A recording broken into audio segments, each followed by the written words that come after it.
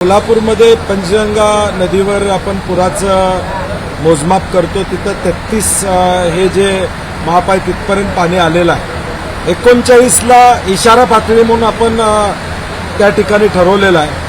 अजून थोडा वेळ आहे या सगळ्या गोष्टीला, परंतु पाऊस थोडा कमी झाला अशी माहिती आहे. मध्यंतरी जिल्हाधिकाऱ्यांना भेटून आम्ही 2019चा अनुभव होता तो सांगितलेला आहे.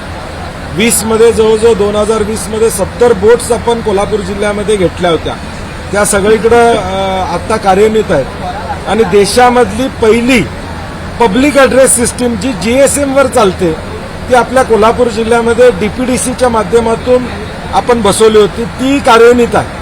म्हणजे आज जिल्हाधिकारी कार्यालयातून, जिल्हा पोलीस प्रमुख कार्यालयातून एक मेसेज गेला तर गावामध्ये स्पीकर सिस्टीमवर तो मेसेज सगळ्या गावाला ऐकू जातो. या पद्धतीची एक यंत्रणा आपण त्या काळामध्ये लावली होती. ती कार्यान्वित आहे अशी माझी माहिती आहे.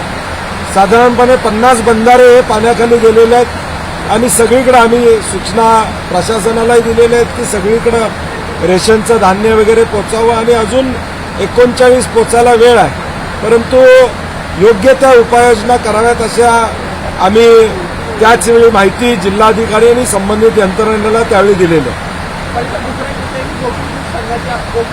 डेअरीच्या दुधामध्ये 2 रुपये खरेदी दरामध्ये वाढ, विक्री दरामध्ये वाढ केलेली आहे. सर, खरेदी दरामध्ये वाढ होणार आहे का? कारण गोकुळ आपल्याला त्याच्यामुळे लोकांची थोडी नाराजी आहे.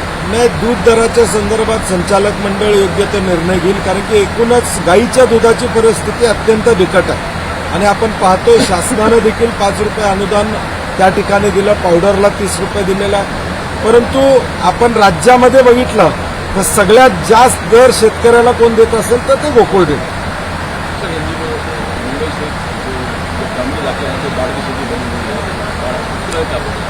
ये मुझे लगता है मुंबई में भी कल से बहुत जोर से बारिश हुई है और मुझे आश्चर्य इस बात का है कि ये प्रेडिक्शन राइटली क्यों नहीं हो पा रहा है.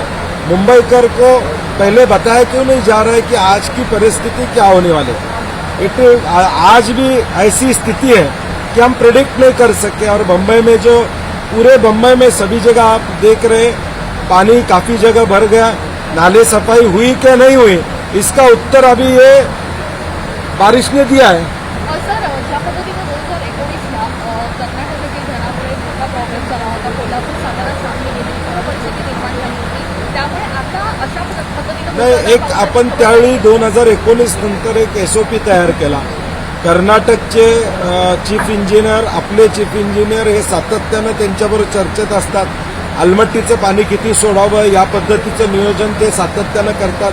त्याचा आम्ही देखील माहिती सातत्यानं घेतो. परंतु शासनाला सूचना आहे की वरिष्ठ पातळीवरून त्यांच्याशी चर्चा ही नेहमी ठेवली पाहिजे, कारण की 24/7 ही चर्चा चालू असते, परंतु त्यात लक्ष घालावं अशी आमची अपेक्षा आहे. कुठं गाफील न राहता याच्यावर बारकाईने लक्ष महाराष्ट्र शासनानं ठेवलं अभिप्रेत आहे. आणि पंचगंगा आहे, पूर असतो पण त्यांना कुठल्याही प्रकारची मदत करत नाही. मला नाही, तसं काही नाही आहे.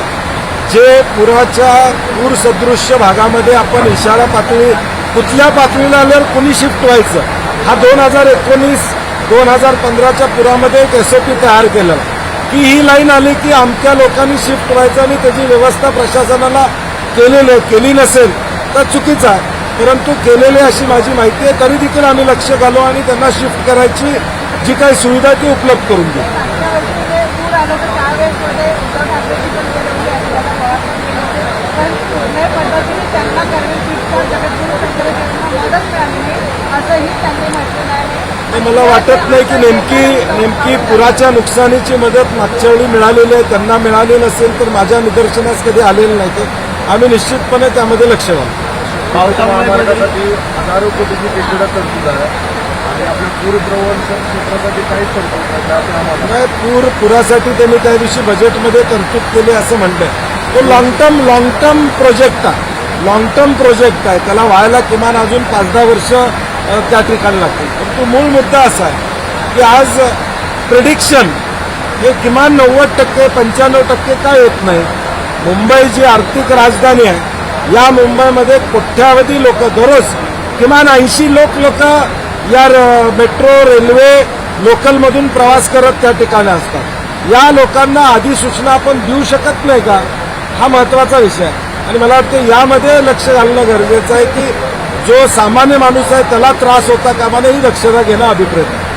अतिमुसळधार पाऊस सुरू आहे, त्यामुळे देखील राजकारण सुरू झालेलं आहे. अनेक ठिकाणी पाणी जे आहे ते तुंबलेलं आहे. हे मला वाटतं आपण बघितलं की मागच्या 2 वर्षापूर्वी झालं त्यावेळी महाविकास आघाडीवर बोट दाखवला. आता बोट तुम्ही घ्या, आता जबाबदारी घ्या. सत्ताधाऱ्यांनी जबाबदारी घेतली पाहिजे. आता त्यावेळी उद्धव ठाकरे साहेबांच्यावर टीका झाली, आमच्यावर टीका झाली. आता कुणी जबाबदारी घेणार हे बाहेर येऊन सांगा होते नाही.